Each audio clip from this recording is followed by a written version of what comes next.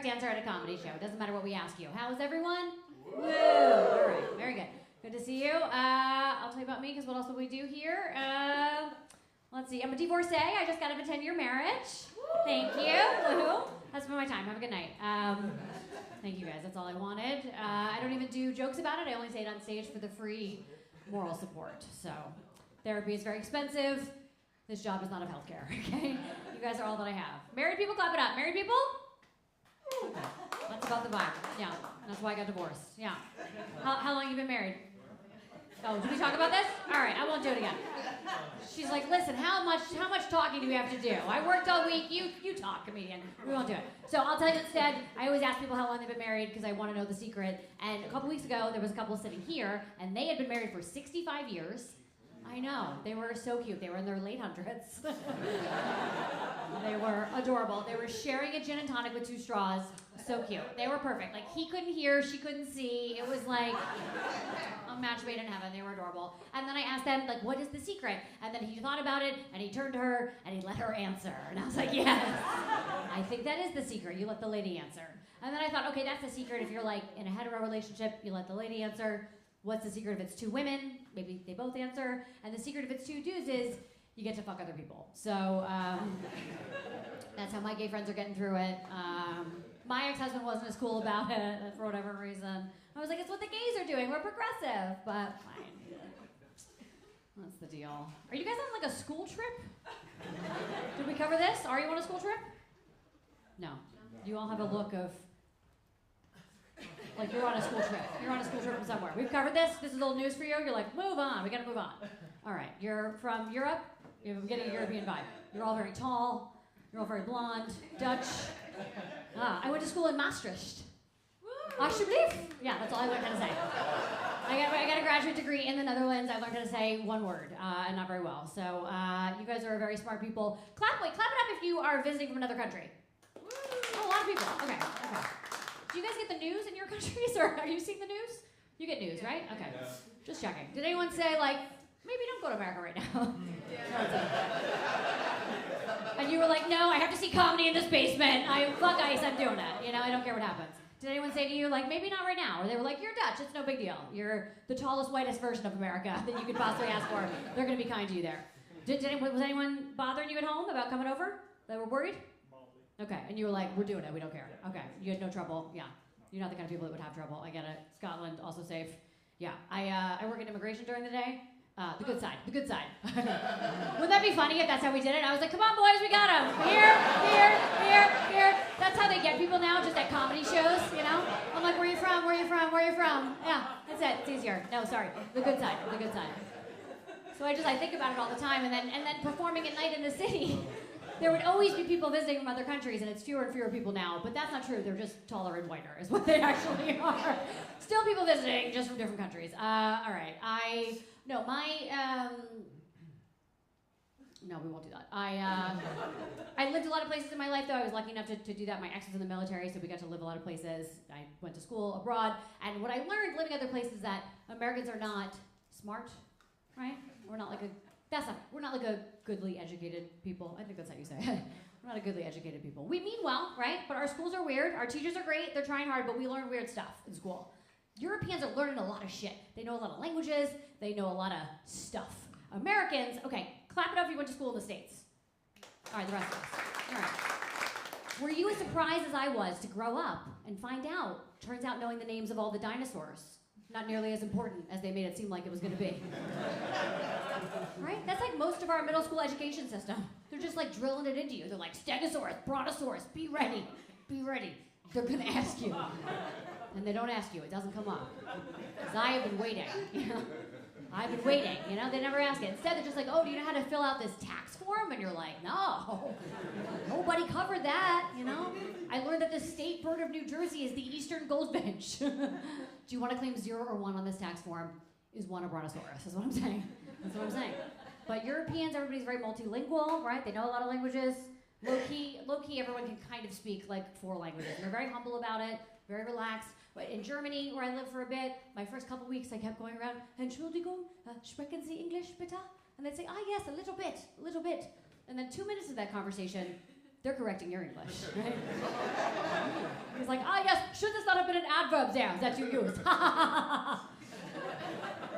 Listen, Jan, I don't know what an adverb is, okay?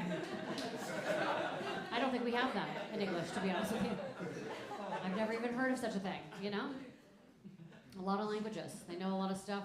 In Germany, I don't know if this is true in the Netherlands, I don't know, but in Germany you had to be bilingual to work at the McDonald's. What? Have you been to McDonald's yet in America? Yeah, we're not even lingual, okay? Not even gonna do the one language for you, okay? Just pictures of the food on the register and you don't even have to communicate with the person, that's it.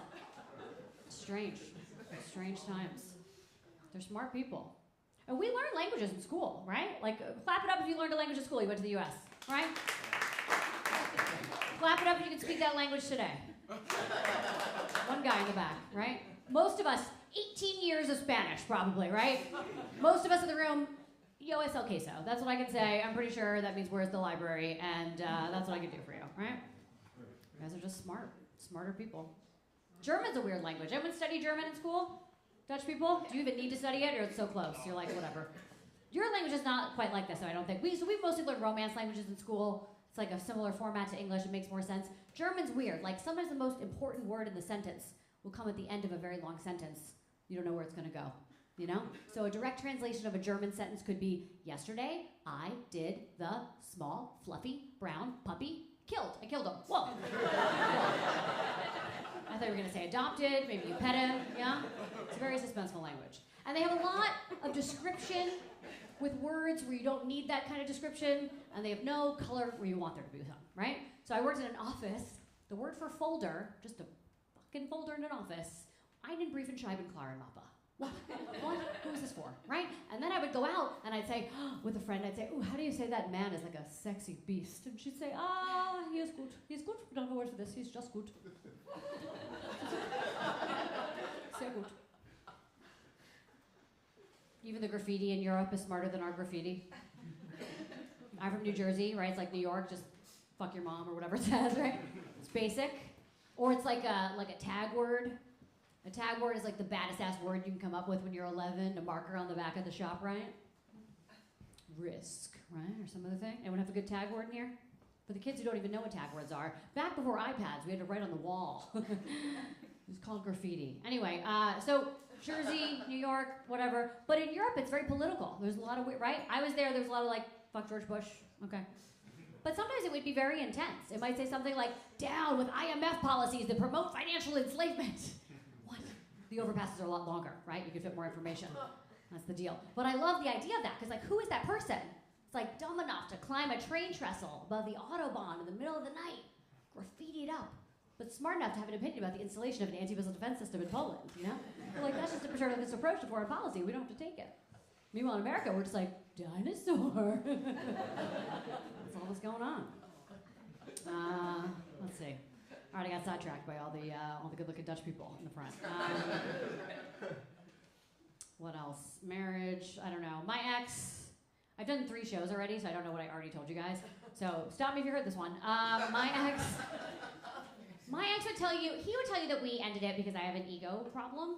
Oh, I know. I was like, that's not what my fans are telling me. Not one tweet about it. It's like, I think I would have heard. We disagreed about everything. He wanted like 5 or 6 children. I know. I wanted like 1 orgasm. The math did not add up. We couldn't go on like that. Glad there's enough women in the room for orgasm jokes to land. That's an important component of the bit. That's how it usually goes. The women in the room mostly giggle, and the dudes in the room are just like, yo, is this broad not gonna do jokes tonight or what? She's not just gonna talk about her period the whole time, is she? Not the full 10 minutes. 9 of the 10 minutes, so buckle in. Sometimes if you do the orgasm jokes long enough, there'll be like a cute little hetero couple in the front row. And after a little while, you can hear the guy lean over and be like, yo, I'm giving you orgasms though, right? Do you hear how the women giggle at that? The men are like, we're still waiting for those fucking jokes to start, huh? Can you do something up there? Y'all are weird. People have told you that. Yeah. All right. I feel like you guys have been talked to a lot. I'm not going to talk to you anymore. I mean, I'll talk to you, but I'm not going to make you talk back to me. That's what I'm saying. You've been asked a lot of questions tonight. You all have faces of terror when I look at you. You're like, please don't. Yeah, you're going to ask me the same question the 6 other comedians have done? Yeah, I get it. I'm dating a new guy, though, and we have very different jobs, right?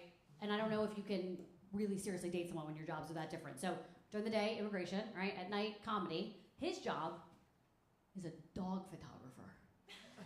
Yeah, that's a thing you can be. He pays rent in Manhattan just photographing rich people's dogs, right? They're very nice looking photographs, but that's the whole job. That's what he can do. And I don't know that we can, understand. So like, sometimes I'll come home, like after a long day, we'll have a date or something, and it's like you're trying to get a cocktail, you're trying to be sexy, but I'm like, I don't know, I had like a day, and like there was a 5-year-old, and he was detained, and we lost his mom, and I don't know what's happening, and it's like really fucking dark time. And he's like, dude, I know, I had a tough day too. You know what I mean? Earlier, I couldn't figure out which one of these dog hats to bring to the photo shoot tomorrow. You know what I mean? Santa hat, court jester. It's like decisions. He's like, I also feel work stresses. So I don't know if it's gonna work, but he's good in bed, guys. So we got that. I do feel like you guys are not old enough to hear these jokes, so I'm not. This is like I do feel like I'm making homeroom announcements a little bit. Prom is canceled. I'm sorry to report. What are you guys gonna do in America with your trip here? Are you hopping all around, or are you just in New York? Just in New York. Okay. You doing like Broadway? You're doing fun and games and all kinds of stuff? Yeah. Okay. Cool. Back to me, right? I don't know what to tell you guys, really. One of the weirdest places I lived was Australia. That was one of the best places I lived, but it was also one of the most dangerous places. People probably worry about New York, right? My mom was always worried, New York, Australia, way more dangerous. Not the people, the animals. Ton of animals that will kill you. When you get to Australia, they give you this like laundry list of all the shit that will kill you when you get there, right? Because there's like more spiders and snakes and sharks like per square inch or however the fuck you calculate it, meter, I guess over there, right? They're doing the metric system than anywhere else in the world, right? It's crazy. And I was terrified, and they're very relaxed about it. So I was there, I was very afraid to swim because of the sharks, and they're very relaxed, I was like, I don't want to get in the water. And my colleague was like, oh yeah, shark attacks? Hardly ever happen. Never. Maybe like 4 times a month or something. It's a shark attack once a week, you guys. I don't feel good about those numbers. They're like, oh, there's a net out there, you just gotta live your life, you know what I mean? Get out there, no worries. And I would talk to them about how relaxed they were about all the animals. And they would say, oh, it's probably like you in America, how you're used to all the gun violence,